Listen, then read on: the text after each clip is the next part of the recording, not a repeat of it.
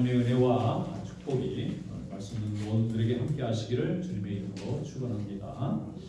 한국의 유명한 경제연구소가 내는 보고서가 있는데 앞으로 100년 동안의 세계의 모든 경제 상황과 질서에 대한 예고를 하고 있어요. 그런데 그 내용을 보니까 어떤 내용이 있느냐면 앞으로 인도라는 나라가 인구가 15억이 된답니다. 지금 13억이니까 조금만 더 늘면 금방 15억이 될 거고, 중국이 7억으로 줄어든대요. 지금 13억인데 인구가 7억으로, 그러니까 지금 이 출산율 추이를 계산해 보면 한 30년 후부터는 그런 현상이 일어나는 거예요.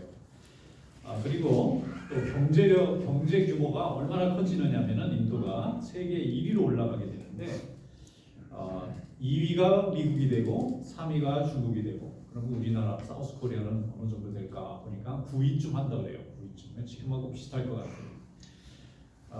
그리고 또 하나는 유럽에 지금은 선진국이 다 모여 있잖아요. 근데 앞으로 한 50년, 100년 후에는 유럽은 그저 관광지 정도의 그런 나라로만 머물게 되고, 중요한 세계의 모든 생산과 물류는 전부 아시아로 온다는 거예요. 인도, 중국, 한국, 일본, 인도네시아. 여기에서 대부분 세계를 먹일 수 있는 먹거리들이 다 나오고, 이런 나라들이 강한 나라들이 된다는 겁니다. 그러니까 세계가 점점, 그동안은 서세 동점이라는 좀 어려운 말을 쓰는데, 서구가 강하고 이 아시아가 좀 약했던 그런 수백 년 세월이 거의 마감이 되고, 이제 거꾸로 동세 서점 시대, 동쪽이 아시아가 더 강해지고 유럽이 약해지는 그런 시대가 더 도래할 거다. 왜냐하면 인구가 너무 차이가 날 뿐만 아니라 그 모든 기술들이 다 공유가 돼서 이제 아시아의 부상이 얼마 남지 않았다. 그렇게 영국에 있는 연구소가 결과를 내놓은 거예요. 지금 잠깐 세계가 전쟁의 시대지만 지금 핵무기가 있다고 해서 쓸 수도 없어요. 함으로써는 다 죽는 거니까. 그러니까 잠깐 전쟁은 벌어지고 서로 영토를 뺏겠다고 하는 그런 분쟁은 있지만, 결국 전쟁도 더 잘 먹고 살고자 하는 데서 출발하는 거기 때문에 결국은 전쟁도 어느 정도 정리가 되고 세계가 이렇게 경제적인 새로운 변화와 재편이 이루어질 거다, 이렇게 예고하고 있어요. 그래서 각 나라들이 이런 변화에 맞춰서 지금 적응하기 위해서 굉장히 노력합니다. 나라도 좀 노력을 하고, 기업도 노력을 하고, 가정도 노력을 하고, 이 변화에 따라서 아이들 교육하는 방법도 좀 변화에 맞춰서 따라가게 돼 있어서 모든 사람들이 세상이 어떻게 바뀔 건가 전부 관심이 지금 굉장히 많습니다. 자, 우리는 하나님을 믿는 하나님의 자녀들입니다. 세상은 계속 변하는데 우리 성도들도 항상 변해야 돼요. 그런데 세상이 변하는 것과 우리가 변하는 건 좀 다른 차원의 변화입니다. 이 세상은 날마다 환경이 변화되는 데 따라서 어떻게 변할까 하고 따라가는 거지만, 우리 성도들은 우리 인간이 가지고 있는 죄된 본성을 어떻게 하면 극복하고 하나님 앞에서 새로워질까 하면서 변화되는 거예요. 변화의 목표와 방향이 전혀 다릅니다. 자, 오늘 하나님의 말씀을 통해서 이 변화가 많은 세상 속에서 우리가 참 하나님의 자녀로 아름답게 변화받는 귀한 성도들 될 수 있기를 축원합니다. 자, 오늘 본문 말씀 우리가 함께 읽어보도록 하겠습니다. 에베소서 4장 21절부터 24절 말씀, 오늘 주신 하나님의 말씀으로 우리가 함께 읽겠습니다. 진리가 예수 안에 있는 것 같이 너희가 참으로 그에게서 듣고 또한 그 안에서 가르침을 받았을진데, 너희는 유혹의 욕심을 따라 썩어져가는 구습을 따르는 옛사람을 벗어버리고 오직 너희의 심령이 새롭게 되어 하나님을 따라 의와 진리의 거룩함으로 지으심을 받은 새 사람을 입으라. 아멘. 새 사람을 입으시기를 바랍니다. 세상은 자꾸 바뀌어갑니다. 그래서 변화된 환경에 적응하려고 무척 사람들이 노력을 하면서 새로워지려고 노력을 하지만, 우리 성도들은 우리의 죄된 본성을 이기기 위해서 우리를 변화시키고 하나님 안에서 날마다 새로워지는 것입니다. 예수님 시대나 지금이나 세상과 사회와 역사는 계속 변했지만 인간의 본성은 창세기 이후에 변화되지 않았어요. 하나님의 형상을 가졌지만 죄를 선택함으로 인해서 죄에 물들어버린 죄된 본성을 가지고 인간은 삽니다. 그래서 예수 그리스도의 보혈이 아니면 이 본성을 바꿀 수 있는 힘이 우리에게는 없어요. 밖에서 우리를 구원해줘야 돼요. 우리 스스로 해탈하거나 열반에 들어가거나 노력을 해서 우리가 변화될 수 있는 존재가 안 됩니다. 죄에 물들어 있어요. 그래서 하나님께서 위에서부터 우리에게 일방적으로 주시는 이 죄사함의 은혜가 아니면 우리가 우리의 죄된 본성으로부터 벗어날 수가 없어요. 그래서 우리가 날마다 하나님의 은혜를 구하는 것입니다. 우리가 날마다 새로워지는 것은 이 죄된 본성으로부터 날마다 새로워지는 거예요. 보혈의 능력을 붙잡는 것입니다. 모든 죄의 능력을 다 이기고 하나님 안에서 아름다운 하나님의 형상을 회복할 수 있는 길은 오직 예수 그리스도께서 우리에게 부어주신 보혈의 능력밖에 없습니다. 죄와 더불어 사는 인생이 자연스럽고 편하다면 거듭나지 못한 겁니다. 우리가 세상에서 세상 사람들하고 똑같이 즐기면서 또 그렇게 시간을 보내고 있는데 아무런 불편이 느껴지지 않는다면 아직 우리가 하나님 앞에 하나님의 자녀로 거듭나지 못한 본성을 아직도 가지고 있는 거예요. 그런데 세상에서 사는 삶의 그 내용 속에 있는 것이 오히려 편하지 않고 불편하고 뭔지 이것으로 만족할 수 없고 하는 것이 우리의 본성이라면 그건 우리가 거듭났다는 증거입니다. 하나님의 은혜 가운데 살고자 하는 열망으로 가득 차 있다는 뜻입니다. 그래서 그리스도의 보혈이 우리의 심령에 흐르게 하고 우리의 인격과 우리의 인생과 우리 심령이 변화받을 수밖에 없는 거룩한 삶을 선택할 수밖에 없는 것이 바로 우리가 하나님의 자녀가 됐다고 하는 증거입니다. 오늘 사도 바울은 에베소 교회의 믿음의 형제들에게 편지를 보내면서 우리 성도로서 새로운 인품을 하나님 안에서 가져야 되겠다는 것을 권면하고 있어요. 오늘 이런 하나님의 말씀이 오늘 우리 제일교회 성도들에게도 함께 하시기를 축원합니다. 이것을 어떻게 표현했느냐 하면 사도 바울은 옷을 갈아입는 것처럼 설명을 했어요. 여러분 아침에 우리가 일어나면 옷을 갈아입잖아요. 하루 종일 입었던 옷을 벗고 새로운 옷을 갈아입습니다. 마치 우리가 옷을 매일 갈아입는 것처럼 매일 우리의 물들어버린 죄된 본성과 세속적인 이 관심들을 과감히 벗어던지는 노력을 우리가 날마다 해야 되겠다는 거예요. 그래서 하나님을 향한 우리의 거룩한 옷을 입으라는 겁니다. 그렇게 비유하고 있어요. 우리는 이미 하나님의 자녀가 되었습니다. 우리가 열심히 노력하면 하나님의 자녀가 되는 게 아니고요. 이미 하나님을 믿는 순간에 하나님이 우리의 모든 본성을 다 이기고 하나님의 자녀가 되는 권세를 이미 주셨어요. 그래서 우리는 이미 하나님의 자녀입니다. 그런데 이미 하나님의 자녀가 주 앞에 기도하고 간구하면 우리 성령님께서 우리를 도와주시기 때문에 우리가 새로워질 수 있다는 거예요. 이미 우리에게는 권리가 있어요. 자격이 있어요. 하나님이 다 약속해 주셨어요. 그런데 그것을 우리가 주장하지 않아요. 그것을 사모하지 않아요. 주님께서 다 부어주시고 준비를 해놓으셨는데 우리가 스위치를 올리지 않고 있는 거예요. 성령님께서 언제든지 우리가 결심만 서면 하나님 나의 모든 죄된 본성과 악한 본성과 세상을 사랑하는 이 모든 악한 마음들을 다 물리쳐 주세요 하고 구하기만 하면 마치 옷을 금방 벗고 새 옷을 입는 것처럼 우리의 심령과 우리의 인격과 우리의 삶을 하나님께서 금세 새롭고 거룩한 것으로 바꿔주시는 겁니다. 오랜 무슨 시간이 걸리거나 무슨 노력을 해서 무슨 엄청난 무슨 라이센스가 필요한 것이 아닙니다. 오늘 이 순간에 내가 하나님 앞에 마음으로 결단하고 순종하면 주님의 성령님께서 금세 이 단순간에 우리의 심령과 우리의 영적 상태를 변화시켜 주실 줄 믿습니다. 오늘 이런 축복을 우리가 가지고 있어요. 그러면 우리가 무엇을 벗어버려야 될까? 옛 것을 벗어버리라고 했잖아요. 22절 말씀에 보면 유혹의 욕심을 따라 썩어져가는 구습을 따르는 옛사람을 벗어버리고 옛사람을 벗어버리는 거예요. 옛사람이 뭐냐면 유혹의 욕심을 따라다녀요. 썩어져가는 것을 따라다니는 거예요. 구습을 따라다니는 거예요. 그런 마음을 벗어버려야 돼요. 이것을 벗게 해달라고 하나님 앞에 구해야 됩니다. 그런 마음을 벗어버리고 아무것도 남지 않은 정욕과 육체 즐거움만을 추구하는 삶을 벗어버리고 하나님 앞에 나오기를 주님께서 원하시는 줄 믿습니다. 이런 삶은 우리 성도에게는 상당히 귀한 삶이죠. 세상을 사랑하는 마음을 벗어버리고 또 우리의 몸과 우리의 영혼과 우리의 삶에 맞지 않는 세상의 옷을 다 벗어버리고 하나님 앞에 벗어버리는 것만으로도 하나님 앞에 우리는 상당히 큰 축복의 기회를 열게 되는 거예요. 한 권사님이 제게 그런 말씀을 하신 적이 있어요. 한 번은 동창에 오라고 전화가 왔는데 잘 안 가다가 세월이 한 30년 40년 지나니까 그때 친구들은 잘 살고 있는지 궁금한 마음도 들고 그래서 그래 한번 내가 이번에는 참석을 해보겠다 이래가지고 동창 모임을 가셨대요.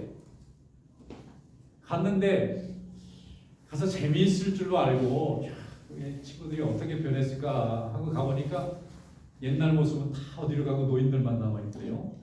그런데 그 다음에 이제 안 가는 거예요. 너 왜 안 가시냐 그랬더니 가니까 술 먹고 놀고 세상 자랑하고 자기 자식 자랑하고 집안 자랑하는데 이게 재밌는 게 아니라 힘들더래. 스트레스 받고. 아니 이미 다 이제 주님 안에서 다 이제 믿음 생활하면서 평생 보내다 보니까 그들이 사는 삶의 문화와 내가 사는 삶의 문화가 너무 달라서 같이 즐거워해 줄 수도 없고 같이 기뻐해 줄 수도 없더라는 거예요. 그래서 여기는 내가 있을 곳이 아니구나. 그래서 내가 지금 하나님 앞에서 날마다 기도하고 성도들하고 함께 예배드리고 또 봉사하고 이렇게 교제하는 이게 정말 감사하고 기쁜 거구나. 이렇게 생각하고 이제 그 다음부터 오라 그러면 내가 기도 많이 해줄게. 너희들끼리 잘 놀아라. 나는 주님 전에 와서 열심히 믿음으로 생활하게 그렇게 된다는 거예요. 여러분 과거의 것으로 되돌아가는 게 그렇게 쉬운 게 아닙니다. 우리는 이미 하나님의 자녀가 돼서 세상으로 돌아갈 수가 없어요. 세상이 우리를 환영하지도 않고 우리가 가서 기쁨과 즐거움이 느껴지지도 않습니다. 오늘 하나님의 은혜 가운데 살고 성령의 은혜 가운데 살고 죄와 싸워 이기는 기쁨이 있고 승리가 있고 또 하나님의 말씀으로 새 영혼을 구원하고 하나님 앞에 인도하는 이 기쁨이 하나님께서 우리에게 주신 하나님의 커다란 은혜와 축복인 줄로 믿습니다. 바로 이것을 입자는 거예요. 이것을 입으면 하나님 앞에 우리의 삶이 감사와 기쁨과 행복한 인생으로 하나님 변환시켜 주실 줄로 믿습니다. 성도가 세상에 앉아있는데 불편함이 느껴지지 않는다면 이상한 것입니다. 예수 그리스도 안에서 사는 새로운 피조물로서의 삶이 느껴지고 날마다 누려지고 깨달아지는 그런 은혜가 있으시기를 축원합니다. 고린도후서 5장 17절에 말씀하기를 그런즉 누구든지 그리스도 안에 있으면 새로운 피조물이라 이전 것은 지나갔으니 보라 새 것이 되었도다 하고 말씀하고 있습니다. 새 것이 앞으로 새 것이 될 것이 아니라 이미 새 것이 됐어요. 우리는 이미 완성체예요. 뭘 노력을 해서 구원받을 수 있는 게 아니라 이미 주님이 다 구원시켜 주셨어요. 단지 내가 그걸 시인하지 못하고 내가 깨닫지 못하고 누리지 못하고 있는 거예요. 하나님께서 우리를 세상 사람들과는 전혀 다른 성품과 사명과 본질로 우리를 만들어 놓으셨어요. 우리는 그걸 엔조이하는 사람이에요. 예배드리는 게 기쁘고 성도들하고 만나는 게 기쁜 거예요. 죄 짓는 건 전혀 안 기뻐요. 세상에서 하는 자랑이 전혀 기쁘지 않아요. 오늘 하나님 앞에 은혜 받고 우리 성도들이 감사하고 기뻐하고 우리 자녀들이 믿음 안에서 하나님의 은혜를 받고 축복을 받는 모습을 보는 것이 너무 기뻐요. 이것이 바로 하나님의 자녀가 된 증거인 줄로 믿습니다. 하나님은 오늘도 우리를 주의 전에 불러주셨습니다.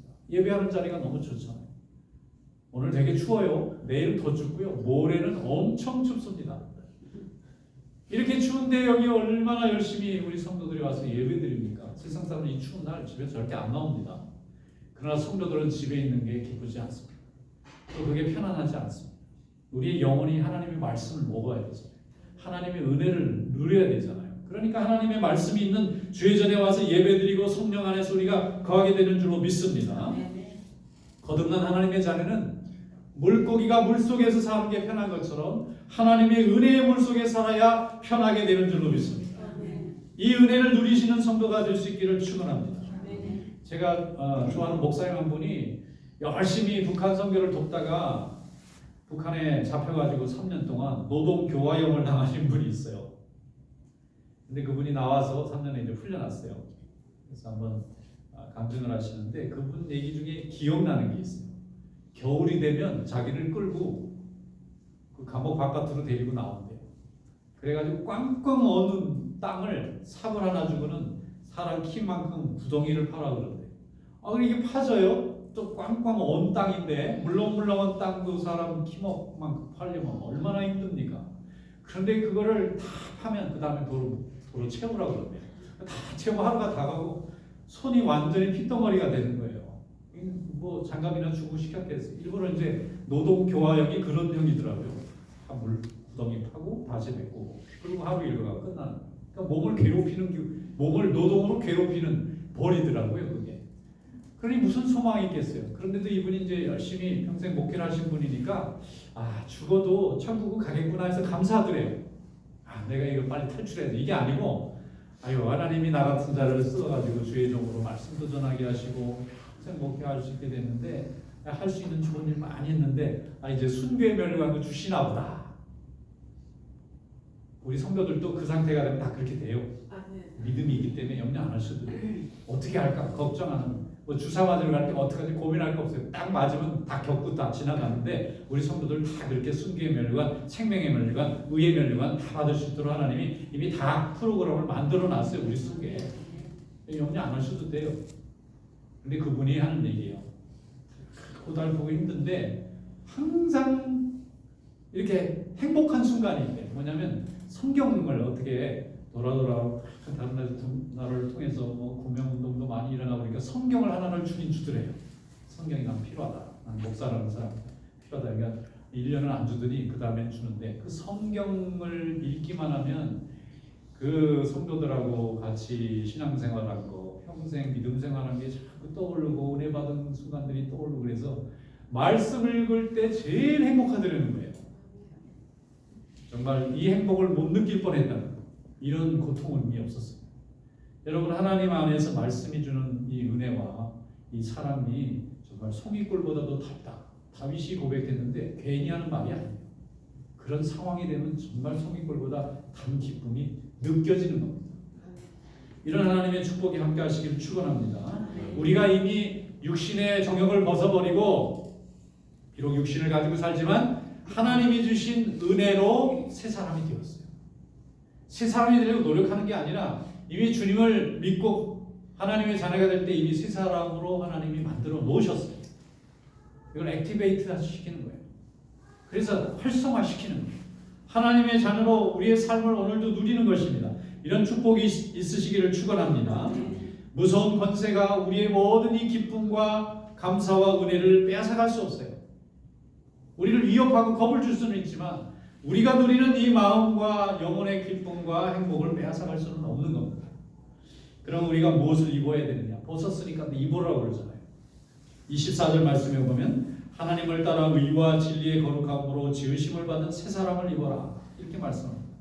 성도가 날마다 갈아입어야 되는 게 뭐냐? 의입니다. 옳은 거예요. 거짓과 부정은 입으면 안 됩니다. 그 다음에 진리를 입어야 돼요. 진리의 반대말은 거짓이잖아요. 옳지 않은 것은 불의한 거잖아요. 불의한 거 피하고 거짓된 거 피하면은 진리와 의의 삶이 되고 거룩한 삶이 됩니다. 이 모든 정욕을 벗어버리고 의와 진리의 거룩함으로 날마다 우리가 새로워지게 되면 우리의 죄된 본성은 저절로 물러납니다.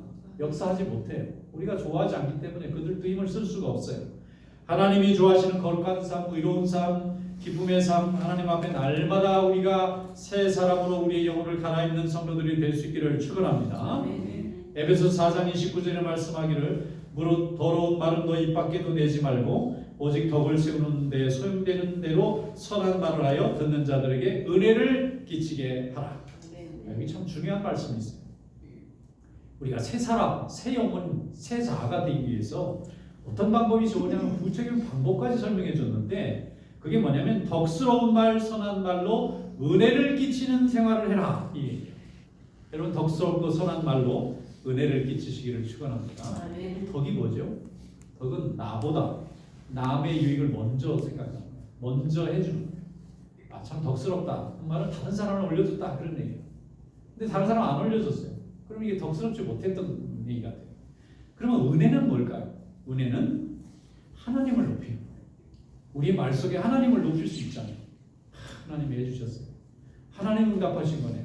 아니 하나님이 도우셨네. 이게 은혜스러운 말이에요. 참 우리 저 집사님 덕분이에요. 우리 저 권사님 덕분이에요. 우리 누구 덕분이야. 이렇게 말하는 건 덕스러운 말이에요. 그 사람 올려줘요. 누구 덕분이야. 이게 덕스러운 말이고 은혜스러운 말은 하나님이 지금 함께 하시고 하나님이 이루셨다고 하는 것을 자꾸 드러내는 거예요. 이렇게 선한 말과 아름다운 말로 하나님을 자꾸 이름을 드러내고 하나님의 사랑을 자꾸 드러내시는 성도 되시기를 축원합니다. 그러면 우리의 육신이 우리의 정욕이 사라지고 하나님이 우리에게 주신 새 사람을 입는 그런 은혜가 충만하게 될 줄로 믿습니다. 이것이 바로 하나님 자녀가 된 증거입니다. 어떤 젊은 집사님이 이제 나이가 드셨는데 젊을 때는 이렇게 세상에서 출세한 자기 동기들 친구들 보면 그렇게 부럽더래요. 이야, 제가 무슨 재주가 있어 저렇게 높은 자리까지 갔을까? 어떻게 저 친구는 이렇게 돈을 많이 벌어서 저렇게 힘을 주고 사는데 얼마나 부러운가?